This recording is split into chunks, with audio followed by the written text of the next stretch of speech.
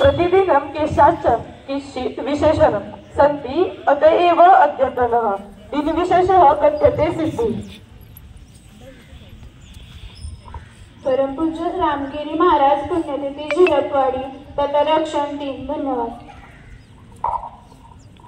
तदनन्तरं सामान्यः ज्ञानं प्रश्नं कथयति पीयूषका। कैलास पर्वताची उंची किती आहे?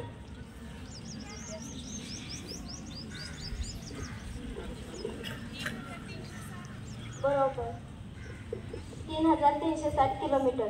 जगातील सर्वात मोठे बेट कोणते?